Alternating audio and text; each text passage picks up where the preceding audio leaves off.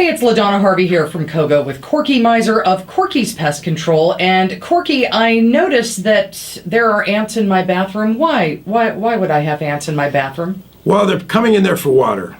Anytime that you have this kind of a long-term heat spell, you're going to have the ants not have enough water for their colonies, and they're going to come in for the water. Now, they're going to find other things in your house while they're there, but generally speaking, they're going to come in for the water, and generally speaking, they're going to go into the sinks, and they're going to go to the trap where the water is down there to keep the odor from coming back up, and that's where they're going to get their water, and they're going to go back out.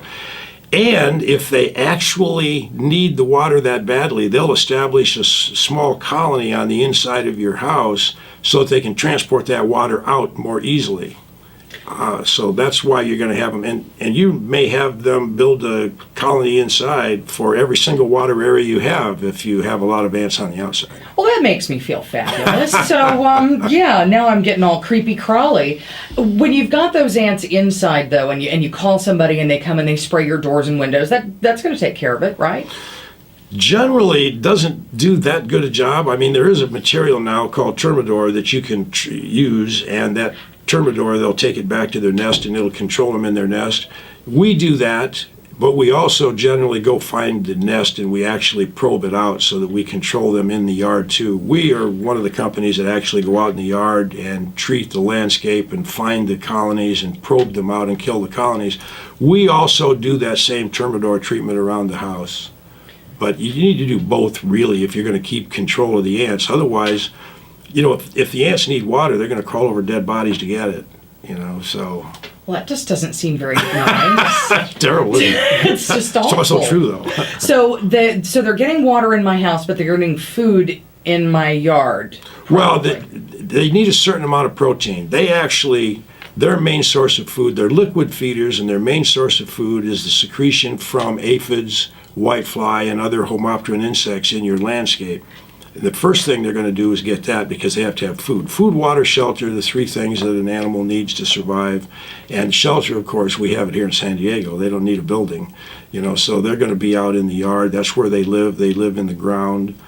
And the Argentine ant we're talking about, there are some ants that'll just live in your house, but they're a lot smaller generally than the Argentine ant.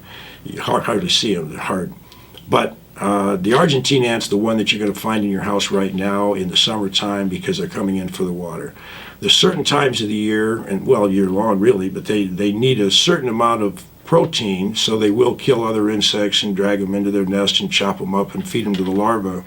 But the adult, after crawling over the dead body. Well, the adult ant doesn't eat protein.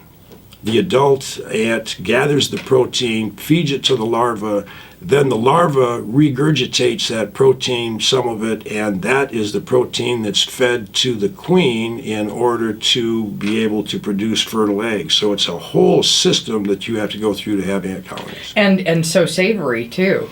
It just sounds awful. Well, they're a really interesting insect. Most insects are very interesting. You get into their biology, and they're very interesting, and they're very interesting in their habits, and it's really wonderful knowledge to have. But not so wonderful in your house, correct? Well, that's the reason why you have people like me, and that is that things that become a nuisance to a homeowner or something that's going to destroy their property, then they call me in and we come in and take care of it and protect the property. That is the main thing that we do.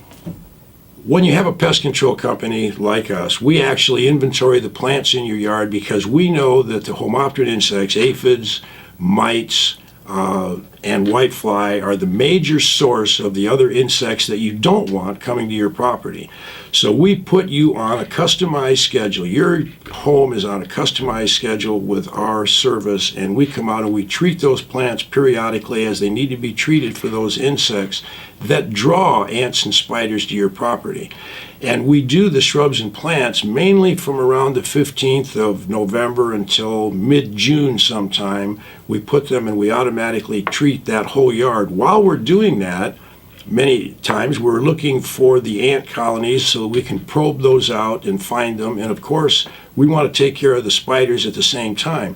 We always treat around the window casings, door frames, eaves, foundation. And if you'll give us access to your garage, we treat the inside of your garage to make sure that if anything has come in, that we take care of it there so that you don't get it into your house. But it's the whole landscape, it's a whole treatment of your property that protects your home. And if you look at our website or call us, we can set you up on a complete program and take care of all your needs.